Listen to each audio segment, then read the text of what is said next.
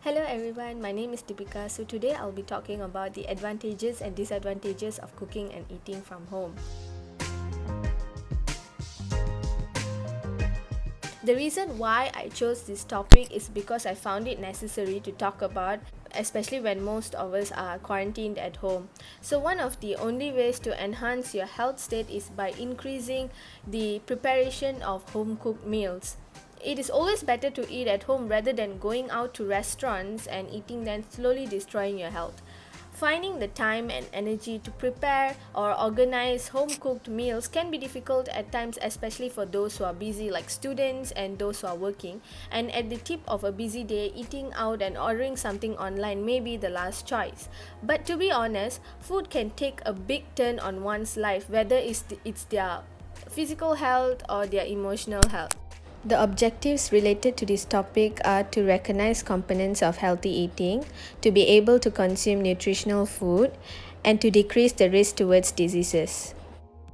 Before any further ado, I've gathered statistics related to this topic, and the first one is about how often weekly do people cook and eat at home. So out of 4% of millennials, 2% never cook. Out of 20% of millennials, 12% cook about 1 to 2 days per week. Out of 58% of full-time workers, 50% of them cook from 3 to 6 days per week. And out of 50% of those being at home and 44% of retirees, 36% cook daily. So the second statistics is about the main reason why people cook.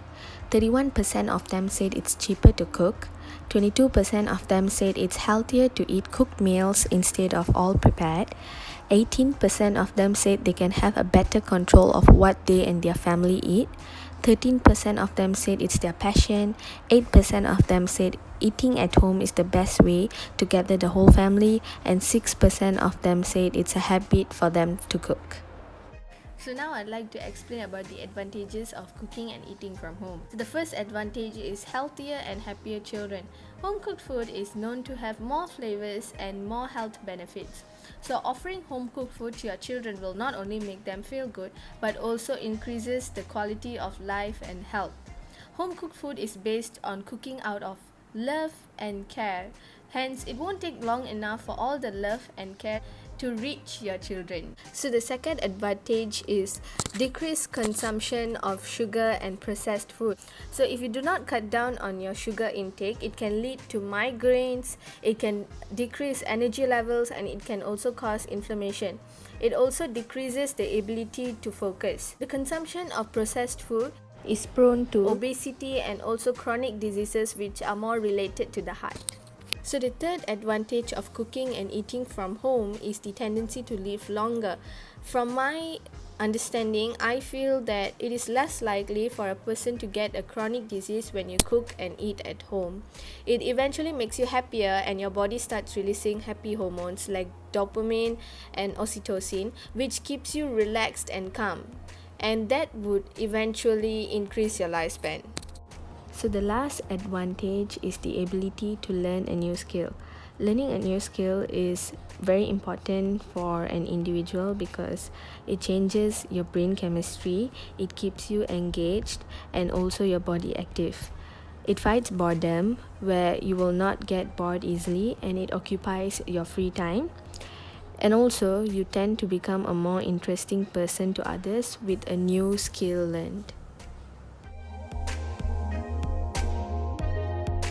Now I'd like to discuss about the disadvantages of cooking and eating from home. There are several disadvantages, and the first disadvantage is the tendency to use bad recipes from the net. Bad recipes can also be discouraging to new learners to cook and also to serve the net, continue serving the net for ideas. It also can give you bad outcomes, like your dishes not turning out the way that you've expected and turning out bad. Important cooking habits which are seldom stated in recipe websites are not to mix your batter for too long, to always preheat your cooking appliances beforehand, and to use a non-stick pan when it's needed. The next disadvantage is cooking can be time consuming. For individuals who are busy with their personal chores, cooking can disrupt their schedule, causing difficulty to manage time afterwards. Due to this, fatigue and stress become a part of life. There was even a cross-section study of 1,319 adults. It is found that the average time taken to prepare a hearty meal is about 2 hours. Hence, it is said that a lesser amount of time spent on home food preparation is associated with indicators of lower diet quality. So the last disadvantage is the unavailability of ingredients in the market. So shortage of items in the market or stores can cause difficulties in preparing proper or balanced meals. Due to this, most people tend to use ready-made items, which might be unhealthy for most individuals, rather than using fresh ingredients or items from the market or stores. In conclusion, it is my opinion that for reasons of comfort, cost, and health, eating at home is preferable to eating in a restaurant or at a food stand. Although I enjoy eating out now and again, and usually do so about once a week, it is not something I could do every day. Sitting in my comfortable clothes in front of the TV and with a good home-cooked meal in front of me, I'm happy, and that is why I like eating at home more than eating at a food stand or a restaurant. I hope this video was beneficial, and thank you for watching.